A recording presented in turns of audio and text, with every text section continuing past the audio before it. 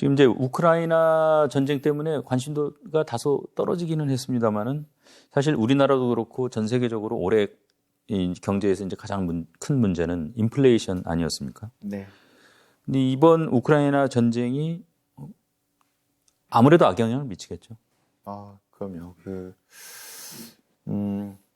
인플레이션은 일단 지금 원자재 가격의 폭등을 작년에 좀 많이 했었고, 올해는 한 1분기나 2분기 정도의 정점을 치고 조금 내려갈 거라고 예상을 했었고요. 특히 이제 그렇죠.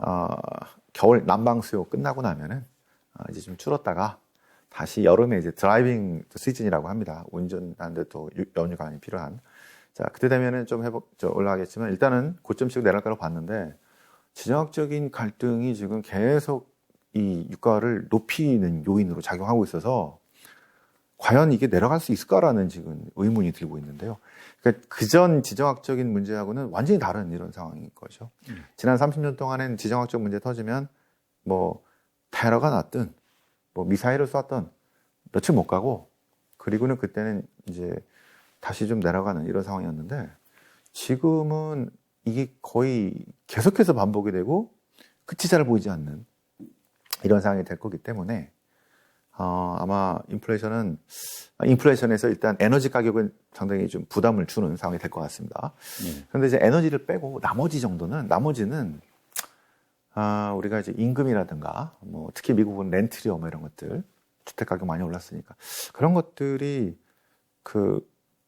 부담은 좀 되지만 이게 기저 효과라는 게 있습니다. 작년에 비해서 올해 뭐 이런 것들이 올해 1분기 고점을 치고 서서히 좀 내려올 걸로 예상을 한 이런 것들이 지금 결합이 되면서 연준이 기대했던 좀 금리를 좀 어느 정도 올려서 정상화를 빠르게 시켜야지라고 생각했던 것보다 좀 더 높은 수준에서 유지되면서 이 사람들을 이 통화 정책을 아주 골치 아프게 만들, 어렵게 만들, 아주 곤란스럽게 만들 가능성들이 지금 부각되고 있다고 보는 게 맞을 것 같습니다. 이게 이제 인플레이션 요인별로 좀 한번 살펴보고 싶은데요.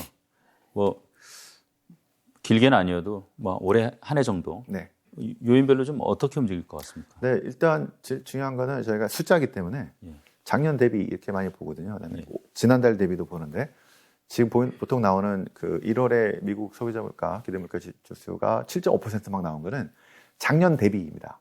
그 높았는데, 저의 생각에는 이제 2월도 되게 높게 나올 거고요. 7.5 또는 뭐에서 8 사이, 이렇게 7.5에서 8% 사이 나올 것 같고, 3월, 4월부터는 내려갈 것 같습니다. 왜냐하면 기저효과 때문에.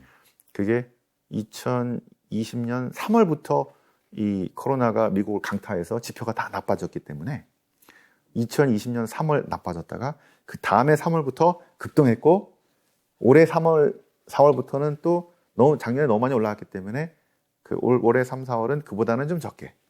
그 기저효과로 볼 수 있겠는데, 그 외에 이제 우리가 이제 보복 소비라고 했던 거 생각해 보시면, 집에 갇혀 있다가 이제 위드 코로나로 나오고 또 이제 여행도 가게 되고 그러면은 보복 소비를 많이 할 거다고 했는데, 실제 좀 많이 좀 진행이 된 게 있었고요. 작년에 제주도에 가서 렌터카 빌리는데 돈 많이 들었잖아요. 그런데 바보가 아니면 올해 제주도는 렌터카 많이 갖다 놨을 겁니다. 해서 작년보다는 좀 적게 이렇게 천천히 내려가는 상황이 이제 맞는 거죠. 그다음에 이제 유동성도 돈 많이 풀었다가 축소를 한다고 하죠. 자, 요거는 그래서 어떻게든 축소해서 이 인플레이션을 기대를 자꾸 잡으려고 하는 흐름이라고 보시면 될 것 같습니다. 근데 공급망은 좀 여전히 뻑뻑하게 좀 회복이 되고 있어서, 이 공급망 회복은 지금 한 중립 정도로 보고 있습니다. 이게 많이 좋아진다고 보기보다는 기존의 공급망하고 좀 다른 공급망의 변화가 동시에 생겨서, 예전에 가솔린 자동차의 공급망하고 전기차, 수소차 위주의 공급망으로 좀 변화하는 과정에서, 또는 신재생에너지 변화하는 과정에서 새로운 공급망에서 오는 흐름이 뻑뻑한 이런 상태가 동시에 발생되고 있기 때문에 공급망의 회복은 조금 천천히 이루어진다고 보면은 중립 요인으로 볼 수 있겠고, 그 다음에 아까 말씀드린 이제 미국의 임대료가 주택 가격 지수를 한 1년 반 정도 후행하는데요. 그래서 한 6개월 전부터 가파르게 오르기 시작했는데 이미 한 1년 넘게 쭉 올라갔었거든요. 그러면 이제 앞으로 올해 후반 정도까지 계속 오르게 돼 있습니다. 지수에서 상당히 큰 비중을 차지하는 거죠. 네. CPI, 그 소비자 기대 물가에서도 한 하우징이라는 명목으로 한 45%인데 그 중에 한 뭐 절반 정도 이렇게 들어있고 예. 그 PCE라고 하는 그 연준이 중요하게 보는 이 물가 지수인데 거기서도 한 17% 갖고 있기 때문에 그게 실제로 제일 부담이 되고요. 예. 그 다음에는 임금입니다. 미국 쪽에서 여전히 사람 구하기 쉽지 않고요. 자, 그런데 물가보다는 덜 올랐습니다. 임금이. 물가는 이제 내려간다고 봤는데 임금은 잘 안 내려가죠. 예. 우리가 웬만하면 물가보다 높아야지 이렇게 나오잖아요. 그렇죠.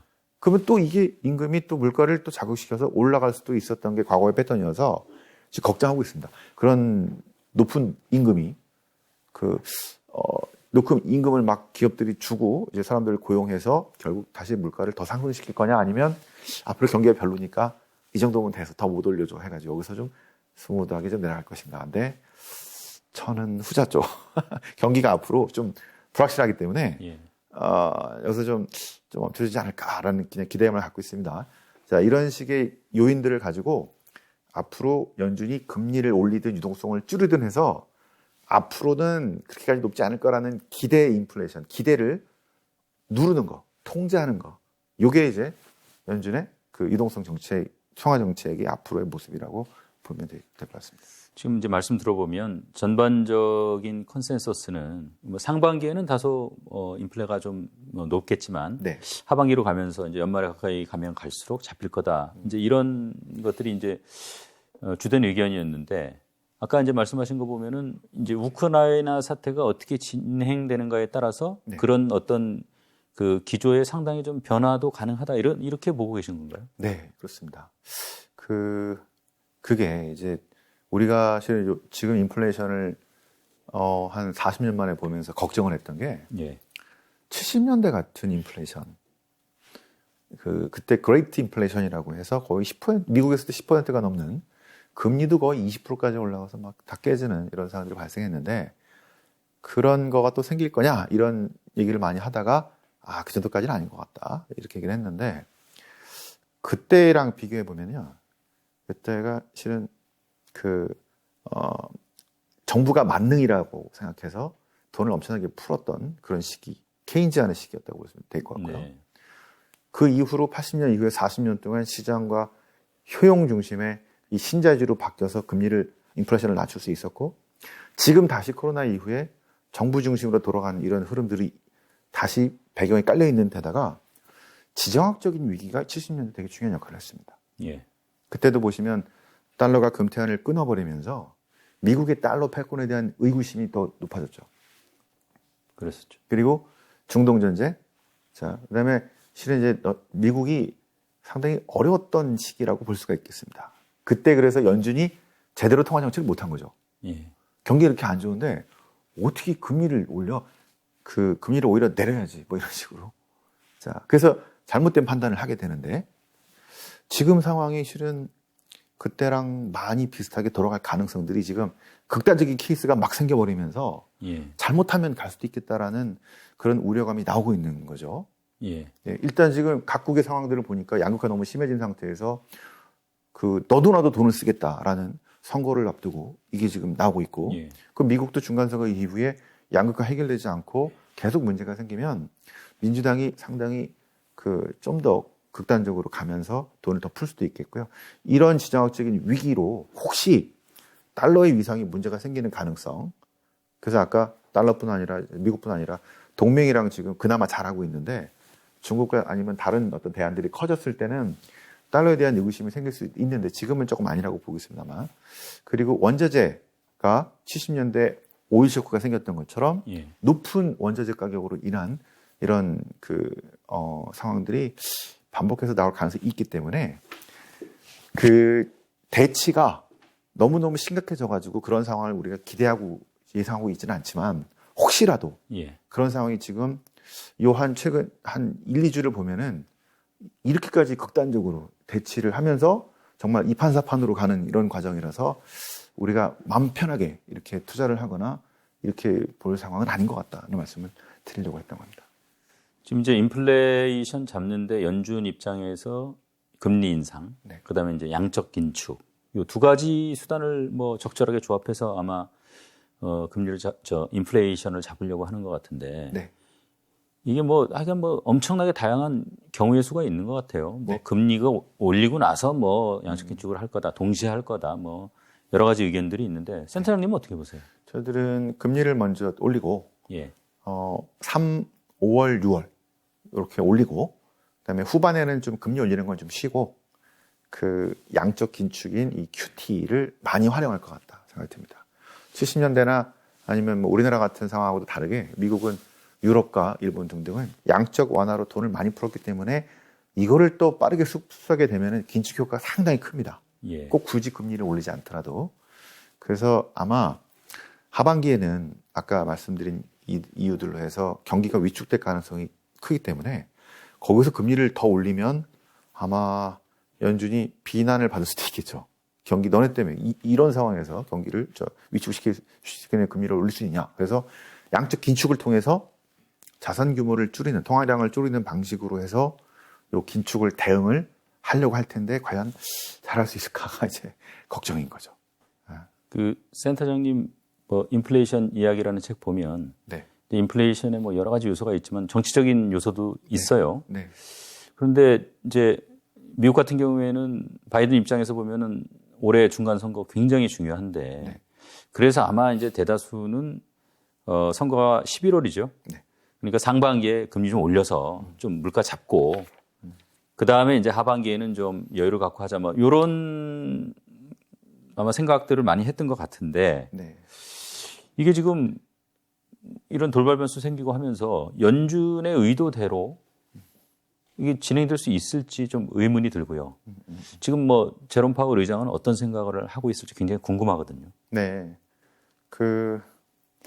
일단 연준의 독립성이 중요하죠. 만약에 상황이 진짜 정말 좀 안 좋은 상황이다 그러면 정치권의 압박이 또 갈 수 있겠고요. 예.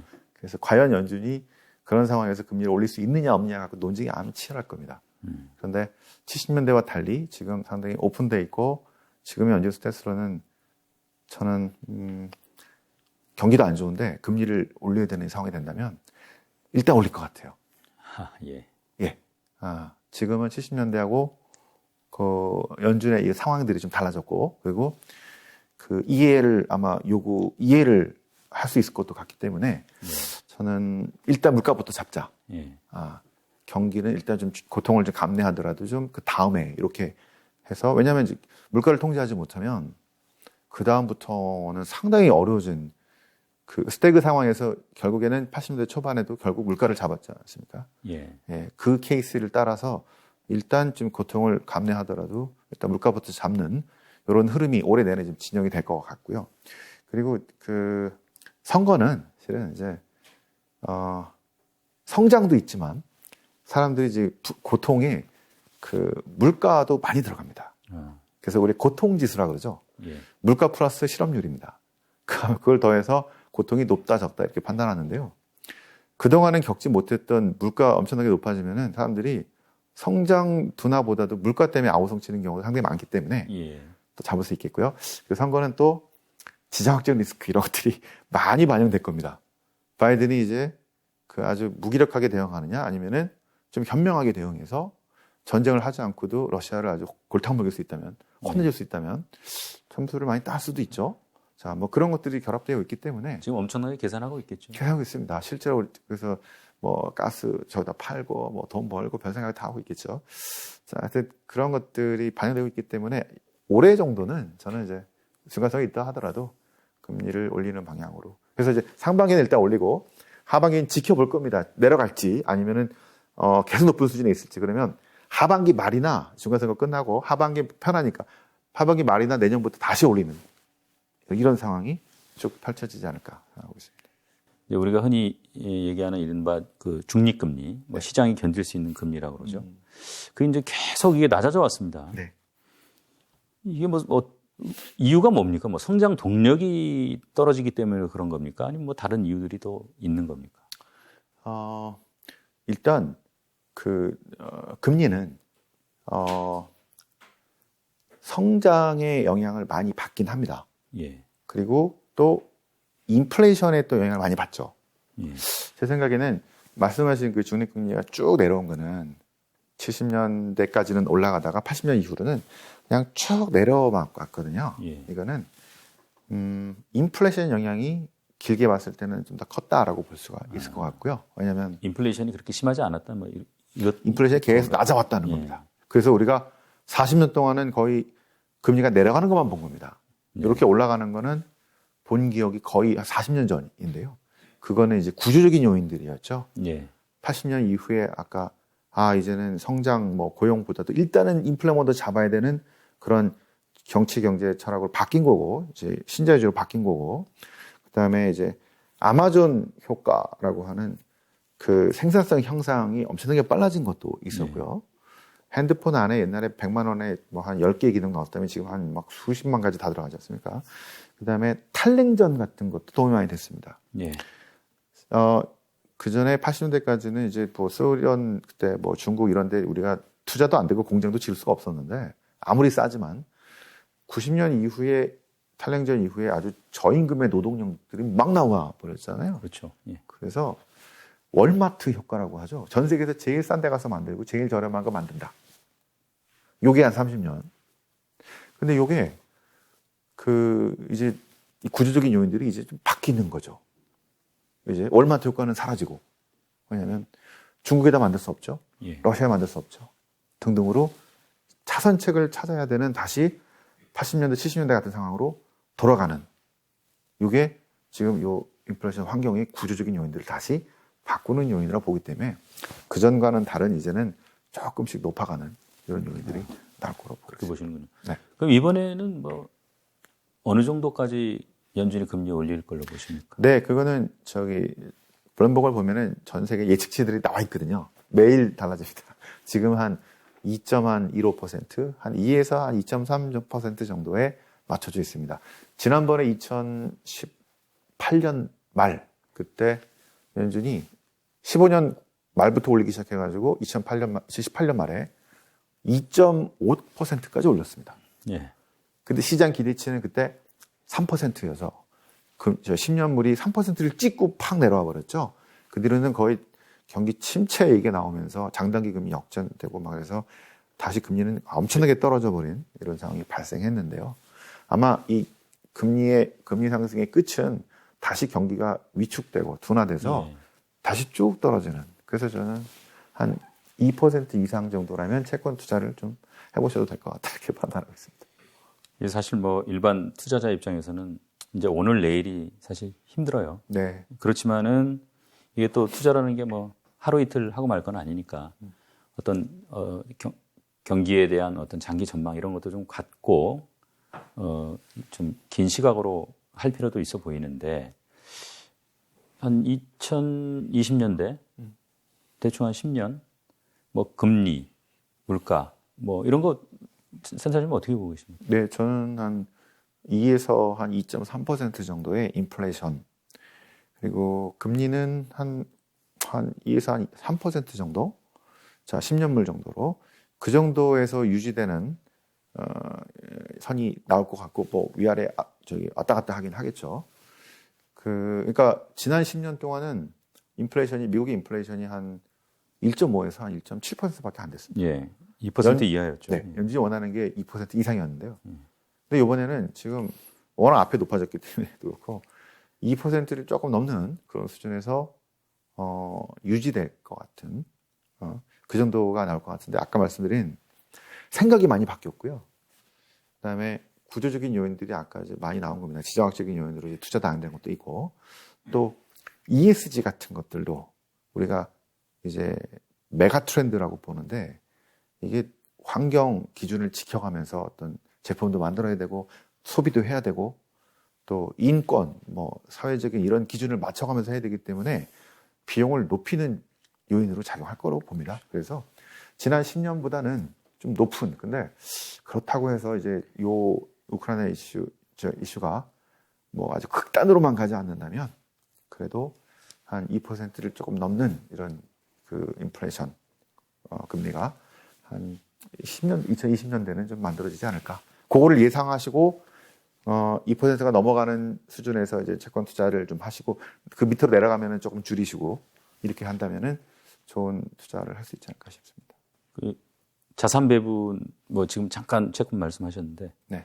이런 시기에는 뭐 투자는 어떤 마인드를 갖고 해야 되고 또 자산 배분은 어떻게 해야 되는지 조언 좀 해주시죠. 네, 지금 앞으로 환경이 그 여러 가지 이슈에도 불구하고 되게 브라이트하다고 한다면 아주 지금 쌓아져 있는 주식들을 사는 게 좋죠. 삼성전자도 비롯해서.